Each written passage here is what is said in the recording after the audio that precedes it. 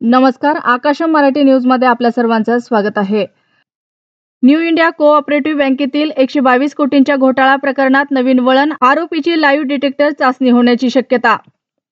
समुद्रात बुडालेल्या कृष्णनगरी द्वारकेचा 2 दशकांनंतर पुन्हा शोध सुरू, ESI गोळा करणार महत्त्वाचे पुरावे। महाकुंभ बनला मृत्यूकुंभ, सरकारने मृतांची संख्या लपवल्याचा ममता बॅनर्जी यांचा दावा। हवामान बदल देणार चकवा, कुठे वाढणार उकाडा तर कुठं वादळी पाऊस, IMDचा इशारा। भिवंडी हदरले, प्रेमाच्या जाळ्यात ओढून प्रेयसीकडून संपत्तीसाठी तरुणाची हत्या। रमजानमध्ये मुस्लिमांना लवकर घरी जाण्याची सूट, राज्य सरकारचा आदेश। छावा सिनेमा महाराष्ट्रात टॅक्स फ्री होणार, मुख्यमंत्री देवेंद्र फडणवीसांची मोठी घोषणा।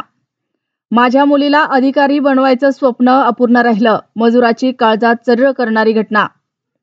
ममता बॅनर्जींच्या मृत्यूकुंभवरून संत महंतांचा संताप, म्हणाले त्यांची केजरीवालांसारखी अवस्था होईल। नाशिकमधील निलंबित नायब तहसीलदाराला आणखी एक दणका, संशयितांच्या यादीत समावेश। मुख्य निवडणूक आयुक्त ज्ञानेश कुमार पुढच्या लोकसभेला नसणार, ते राजीनामा देणार आणि निवडणुकीची घोषणा होणार।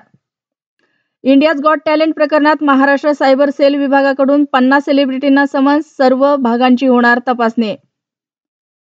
भारत का झंडा अपनी सरजमी पे नहीं फहराने देंगे, सामन्याआधीच पाकिस्तानची मुजोरी।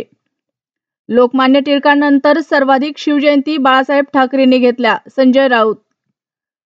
रणवीर अलाहाबादिया समय रण्याला सर्वोच्च न्यायालयाचा दणका, पासपोर्ट जमा करा, शो संदर्भातही दिला मोठा निर्णय। धक्कादायक, शाळकरी मुलींना फसवून शारीरिक शोषण, मग धर्मांतरणासाठी ब्लॅकमेल, विविध समुदायातील मुलींना अडकवण्याचा दर लाखांच्या घरात, प्रकरण उघडकीस। अशाच नवनवीन बातम्या पाहण्यासाठी आमच्या आकाशम मराठी या न्यूज चॅनलला सबस्क्राईब करा। बातमी आवडल्यास बातमीला लाईक आणि शेअर करा।